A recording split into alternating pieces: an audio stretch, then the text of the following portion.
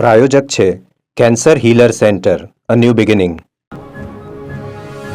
મૃતકોને સોડામાં ઝેર અપાયું હોવાની પણ આશંકા. પીણું પીધાની થોડી મિનિટોમાં જ મોત થવાની બાબત શંકાના ઘેરામાં. મૃતકોને કોઈ સાથે અંગત દુશ્મનાવટ હતી કે કેમ તે દિશામાં પોલીસની તપાસ. ઝેરી દારૂના કારણે મોત થયાનું પરિવાર માની રહ્યો છે.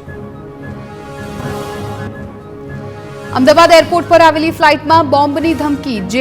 જેદ્દાહથી આવેલી ઇન્ડિગોની ફ્લાઇટમાં બોમ્બ હોવાની ધમકી મળી. એરપોર્ટ સુરક્ષા કર્મીઓને ફ્લાઇટમાંથી પત્ર મળ્યો. સુરક્ષા એજન્સીઓએ ફ્લાઇટમાં ચકાસણી હાથ ધરી. ફ્લાઇટમાં શંકાસ્પદ કશું જ ન મળ્યું. પોલીસ અને ફાયર વિભાગની એરપોર્ટ પર મળી બેઠક. દેવભૂમિ દ્વારકાના ખંભાળિયા માર્કેટયાર્ડમાં નવા જીરાની આવક શરૂ થતા વેપારીઓમાં ખુશીનો માહોલ. વેપારીઓએ ઢોલ નગારા સાથે ખેડૂતનું સ્વાગત કર્યું.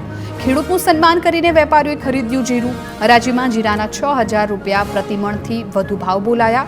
જીરાનો સારો ભાવ મળતા ખેડૂતોમાં ખુશી.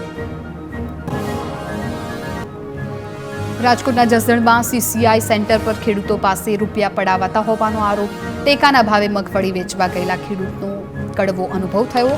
CCI સેન્ટર પર મજૂરે ખેડૂત પાસે રૂપિયા લીધા હોવાનો દાવો. જાગૃત નાગરિકે વિડીયો બનાવતા મજૂરે રૂપિયા પરત આપ્યા. અમરેલીના ધારાસભ્ય મહેશ કસવાલાએ ખેડૂતો બાબતે મુખ્યપ્રધાનને પત્ર લખ્યો છે. ખેતર ફરતે તારની વાડ લગાવવાની યોજનાના બજેટમાં વધારાની માંગણી કરી. ખેતરોમાં જંગલી પશુ રોજના વધુ ત્રાસથી ખેડૂતોને નુકસાન થતું હોવાની પણ રજૂઆત. વધુમાં વધુ ખેડૂતો યોજનાઓનો લાભ મેળવી શકે તે માટે અપીલ.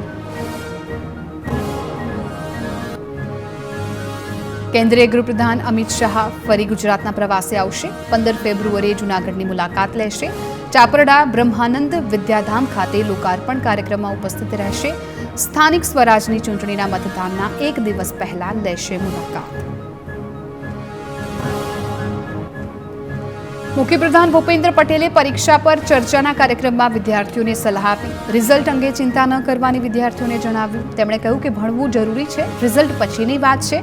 સાથે જ રીલ્સ જોવા અંગે પણ ટકોર કરીને કહ્યું કે ટીવી મોબાઈલ માટે સમય નક્કી કરો, વધુ પડતો ઉપયોગ સારો નહીં.